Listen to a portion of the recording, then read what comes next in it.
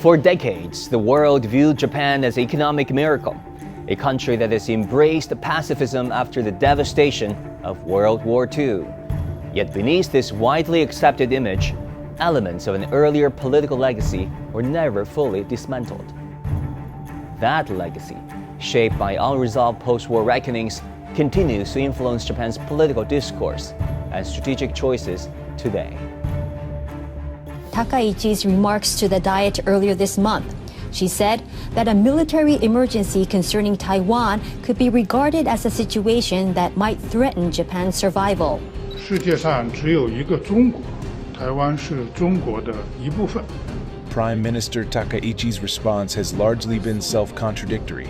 Takaichi should retract her erroneous remarks concerning Taiwan. 日方不能指望一边伤害感情，一边索取利益，这不是同中方打交道的正确方式。 Our nation must take the initiative in radically strengthening its defense capabilities. What we need is a decent life, not more spending on weapons. Takaichi, what do you have to say about this? How are people actually getting by these days?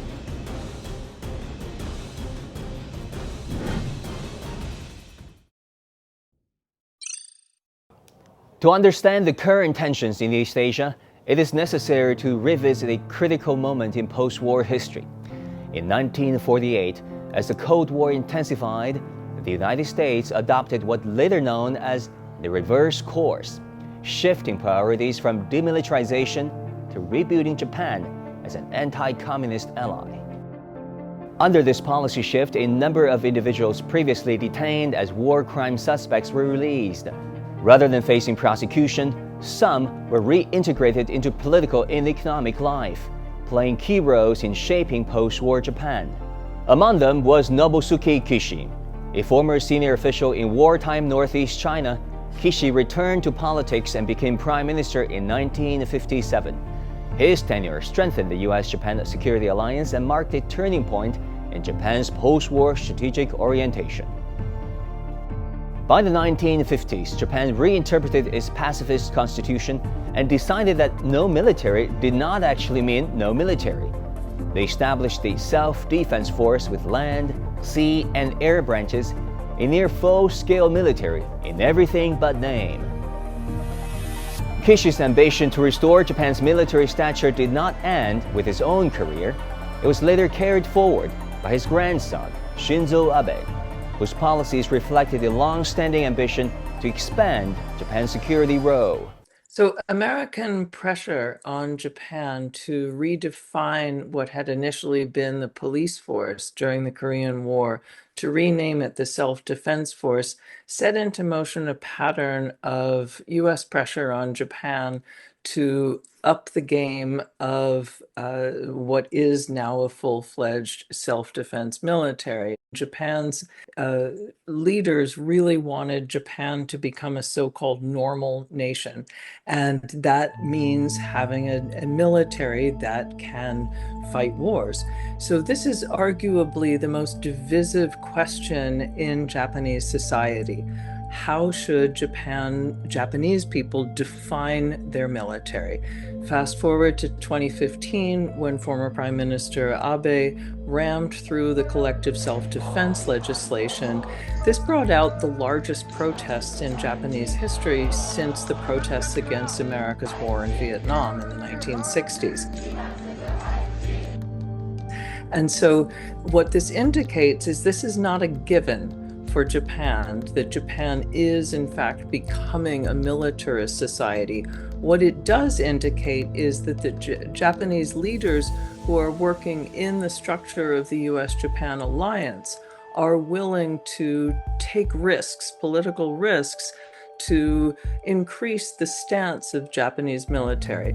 In the summer of 2015, the administration of Abe Shinzo rammed through legislation that most Japanese legal scholars, including Abe's hand-picked constitutional lawyers, agreed was illegal, unconstitutional, and it was done very much to please the American request.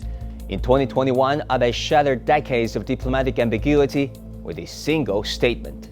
Abe was speaking virtually to a forum organized by Taiwanese think tank, where he said, and I quote, "A Taiwan emergency is a Japanese emergency and therefore an emergency for the Japan-US alliance."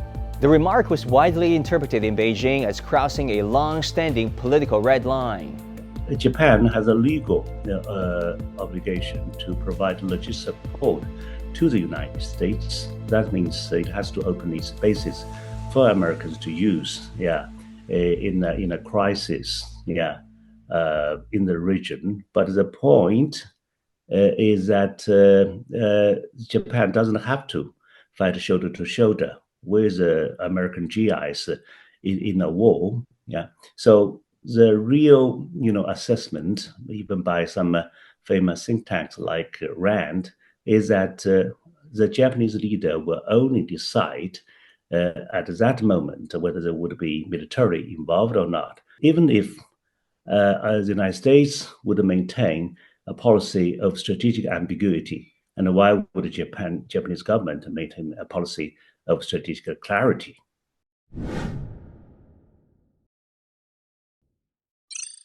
While security rhetoric was heartening at home, Japan continued to project a softer image abroad. Anime, video games, fashion, cuisine, and popular culture became central elements of what was branded as cool Japan.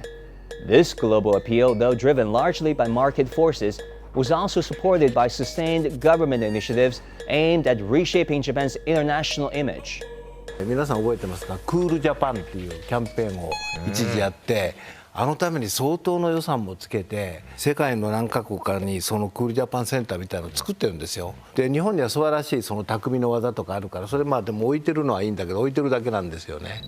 And if the end goal of a strategic rebranding is to plant the culture in the global imagination of the 21st century as a source of creativity, wonder, and future-facing, architects shunned away from its own history of wars. Since 1982, the Ministry of Education has advised publishers to soften references to wartime aggression, changing the word invasion into advance. And despite agreements to address the comfort women issue, successive political leaders in Japan have denied or minimized the coercive nature of the military's sexual slavery system.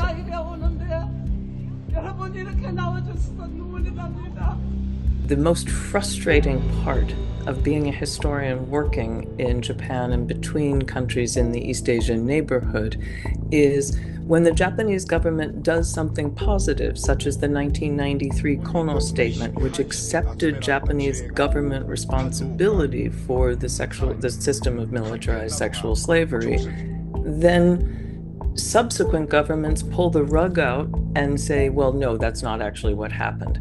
And so progress is made. For example, textbooks actually became much, much better by the early 2000s. And then fast forward to today, when no mention is made not only of the comfort women, Unit 731, Nanjing Massacre, all of these known, well-documented historical atrocities that Japanese school children never learn about. And it's to the real detriment of Japanese society because the knowledge is there. And it's simply a political game that some leaders use to shore up their own support. This rebranding extends beyond historical memory. Japan's recent defense white papers describe a deteriorating security environment, framing neighboring countries as increasingly serious challenges to national security. I know Japan will increase its defense budget to 2%, but that means, okay, they believe the situation is becoming more dangerous. But what really are becoming dangerous? Yeah, China actually in the last 4 decades have gone through, trial and tribulations of different sorts, but China still maintain a defense budget, which is in most cases is lower than 1.5%. That tells a lot about China. In late 2025, leadership passed to Prime Minister Sanae Takaichi, who has openly identified herself as a political successor to Shinzo Abe. Her policy agenda reflects a continuation and, in some areas, an acceleration of Japan's right-wing turn. She has announced plans to hit the 2% GDP defense spending target 2 years ahead of schedule.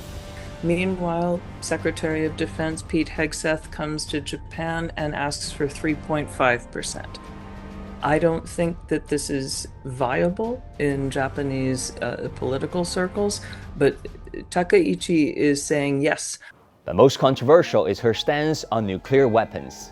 She has also raised public debate about Japan's long-standing non-nuclear principles, a sensitive issue in the only country to have experienced atomic bombings. Они стремятся отменить 4 неядерные принципа. Япония, как единственная страна, пострадавшая от ядерного оружия, придерживается таких вот 4 неписанных. Это не конституция, это не закон, это правила, но все их соблюдали последние годы, которые включают не обзаводиться ядерным оружием. А вот эти реваншистские круги японские, они требуют, чтобы Япония стала ядерной державой. При этом у Японии накоплены значительные запасы плутония оружейного, у нее есть технологии изготовления атомной бомбы, у Японии есть ракеты, которые выходят на околоземную орбиту. Единственное, чего не хватает – политического решения. Так вот, это политическое решение на волне вот этого реваншизма может последовать уже в обозримом будущем. Это, естественно, изменит всю архитектуру политики в Тихоокеанском бассейне. From the reverse course of 1948 to the Taiwan Emergency Doctrine of 2025, Japan's post-war settlement left critical historical questions unresolved, questions that continue to resurface during moments of geopolitical stress. Under Prime Minister Takaichi, Japan has moved forward toward defining its security policy through alliance politics, to place confrontation ahead of regional cooperation, to prioritize containing China using Taiwan as a pawn rather than developing a constructive China-Japan relations. その中国の立場で台湾に何が起ころうが日本は無関係なんですよ。そこで起きたら日本に存立危機が起きてきたという理解をしちゃったんです。それはね、やはり最初この日中共同声明に全く反してる。だからそれがいけないんですと僕は思いますけど、それで国会答弁ですから首相のすっごく重みあります。つまりそれは言葉として生きてますから、それをそうじゃありませんと言ったってそれは詭弁になっちゃうでしょ。Some historians warn that if history is any guide, this approach is unlikely to strengthen autonomy. Instead, it runs the danger of perpetuating dependence, narrowing diplomatic options, and deepening regional tensions. Fortunately, she has not yet said anything about history, and I actually hope she doesn't, because she is clearly trying to impress people that she's a strong leader. And let's remember, and I think it's important, the gender dynamics here. She is Japan's first female prime minister. Forbes magazine has named her the 3rd most powerful female politician right